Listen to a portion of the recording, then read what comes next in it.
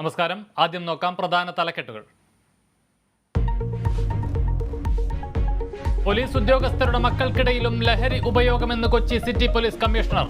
ഒരു SP-യുടെ 2 മക്കളും ലഹരിക്ക് അടിമയെന്ന് വെളിപ്പെടുത്തൽ. എല്ലാ റാങ്കിലും ഉൾപ്പെടുന്ന പോലീസ് ഉദ്യോഗസ്ഥന്മാരുടെ മക്കളും മയക്കുമരുന്നിന് അടിമയായ ആൾക്കാരുണ്ട്. ഒരു SP-യുടെ 2 ആൺകുട്ടികളും അടിമയായിട്ടുണ്ട്. കെ സേതുരാമന്റെ തുറന്നു പറച്ചിൽ പോലീസ് അസോസിയേഷൻ സമ്മേളനത്തിൽ. പാലക്കയം കൈക്കൂലി സംഭവം നാടിനും വകുപ്പിനും നാണക്കേടെന്ന് മുഖ്യമന്ത്രി. അഴിമതിയിൽ ഡോക്ടറേറ്റ് എടുത്ത ചിലർ സർവീസിലുണ്ടെന്നും വിമർശനം. എന്നാൽ അഴിമതി നടത്താമെന്നതിൽ ഡോക്ടറേറ്റ് എടുത്ത ചിലര് സർവീസ് മേഖലയിലുണ്ട്. സർക്കാരിനെ സംബന്ധിച്ചിടത്തോളം അഴിമതിയോട് വിട്ടുവീഴ്ചയില്ല, അഴിമതിക്കാരെ സംരക്ഷിക്കില്ല. കേസിൽ കൂടുതൽ ഉദ്യോഗസ്ഥർ നിരീക്ഷണത്തിൽ. ആരോടും കൈക്കൂലി വാങ്ങിയിട്ടില്ലെന്ന് വില്ലേജ് ഓഫീസർ സജിത്ത്. സംസ്ഥാനത്ത് +2-വിന് 82.95% വിജയം.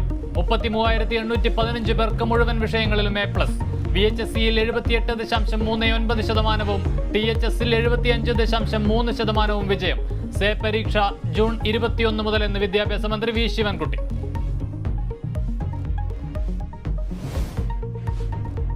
പാലക്കാട് എരുത്തേമ്പതിയിൽ 17-കാരന് ക്രൂരമർദ്ദനം. കെട്ടിയിട്ട് മർദ്ദിച്ചത് പണവും മാമ്പഴവും മോഷ്ടിച്ചെന്നാരോപിച്ച് 3 പേർക്കെതിരെ കേസ്.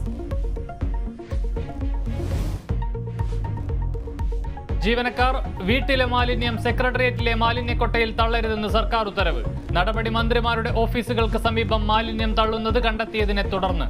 സെക്രട്ടേറിയറ്റ് വളപ്പിൽ നായ്ക്കൾക്ക് ഭക്ഷണം നൽകി സംരക്ഷിക്കരുതെന്നും നിർദ്ദേശം.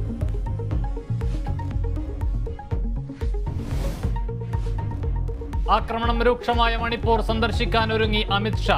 സമാധാനം നിലനിർത്താൻ ജനങ്ങളോട് അഭ്യർത്ഥിക്കുമെന്ന് കേന്ദ്ര ആഭ്യന്തരമന്ത്രി. സംഘർഷ മേഖലയിൽ കർഫ്യൂ തുടരുന്നു.